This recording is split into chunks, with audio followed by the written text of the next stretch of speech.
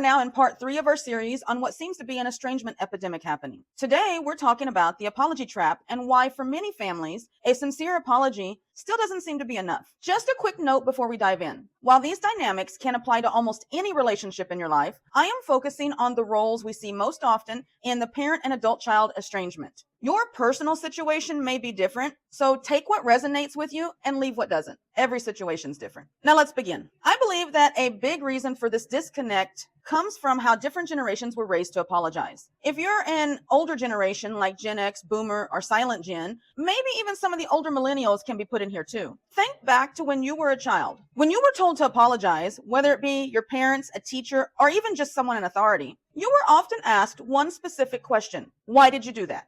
And that's the nice version of that question. And you were expected to give an answer or you would get in even more trouble. Most of us were conditioned from a young age to provide an explanation and give context as part of the apology. But in today's cultural climate, the rules have changed. And now, providing that same context is often seen as a sign of insincerity or even as an excuse. And this creates a lose-lose situation. One person is trying to be honest by explaining their heart, and then that explanation is used as proof they aren't taking responsibility. Even the most sincere efforts are getting dismissed because they don't fit a perfect modern script from today. And this makes both sides lose. When we demand an apology to be exactly the way we think it should be, and we reject everything else, we've moved away from connection and toward control. Here is the simple truth. Healing doesn't happen in a vacuum. It takes two people willing to be messy and imperfect together. That's all relationships. Remember, none of us came with a manual, and we definitely didn't come with scripts. Your parents weren't handed a manual when you were born. Your grandparents weren't handed manuals for your parents when they were born,